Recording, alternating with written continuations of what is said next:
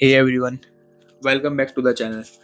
Today's story is one of my favorites. It's about a man who turned rejection into greatness, the legend Michael Jordan. But before we start, remember this is the repeat after me format. So I'll listen carefully, then I repeat after you, your own voice, trying to sound natural and fluent, just like real conversation. Me as Nathan. Exactly.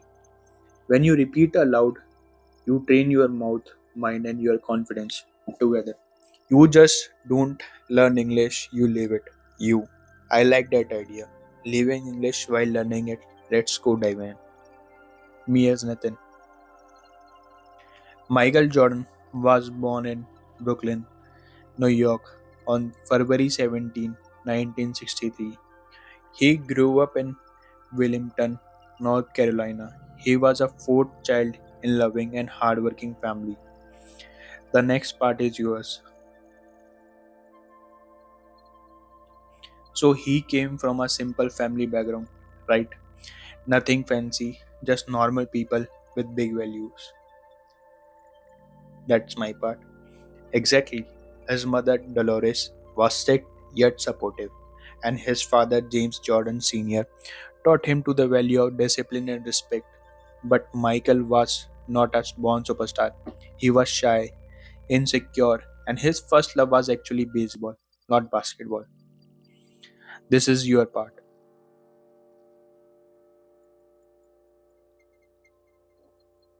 So I'll repeat after you. That's so interesting. The greatest basketball player once loved another sport. I guess life always surprises us. Next, this is my part. When he tried out for his high school basketball team, he was cut. Can you imagine that the future NBA legend was told you are not good enough? Uh, this part is yours.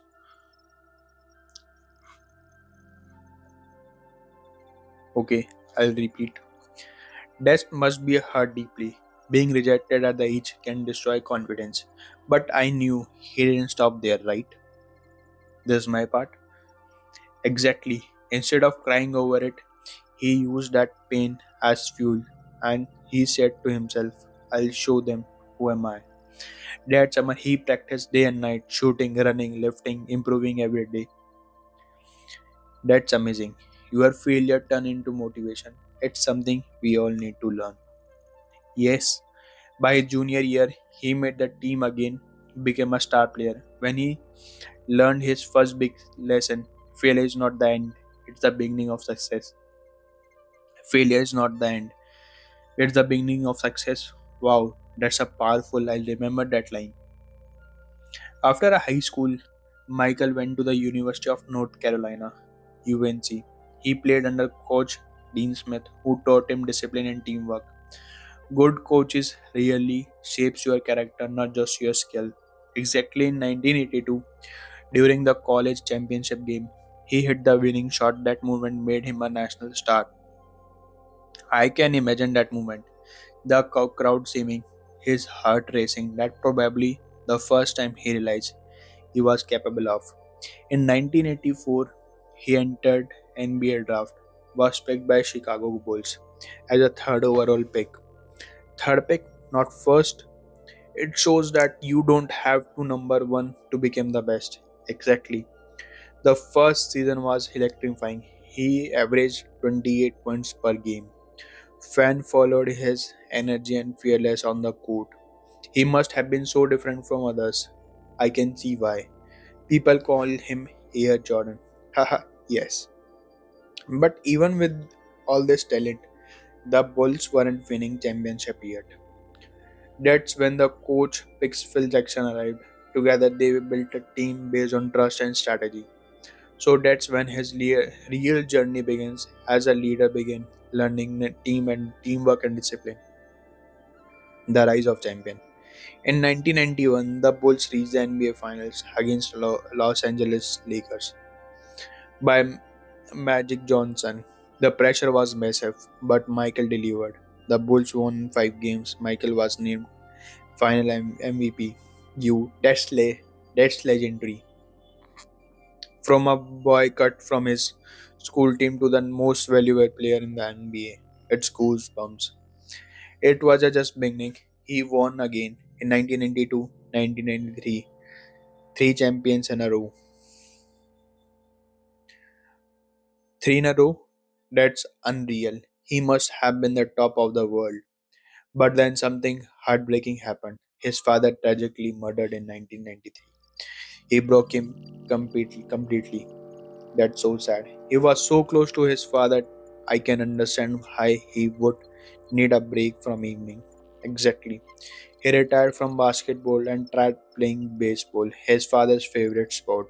But deep inside his heart belonged to basketball. So in when he stepped away, his passion called him back, and that's beautiful. In 1995, he announced his return with two simple words, I'm back. That line gave me chills. So short yet so powerful. It's like warrior returning to battle.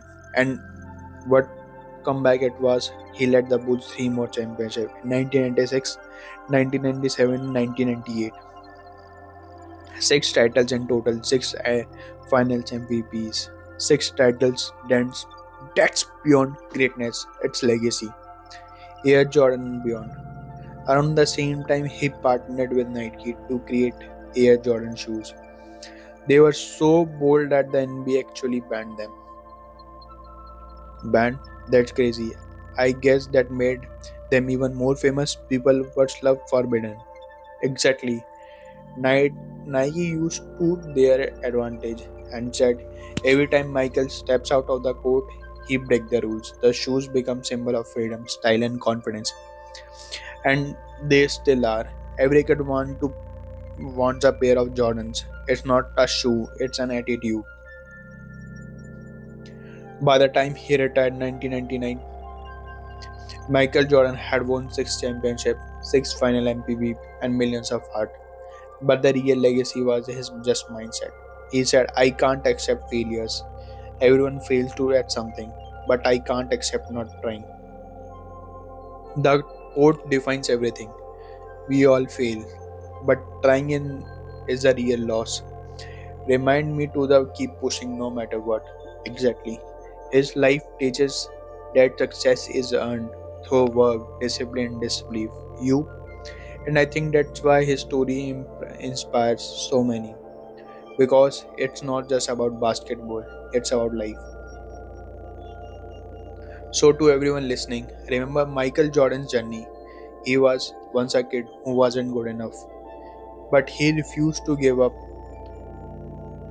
He kept working until he world had no choice but to remember his name.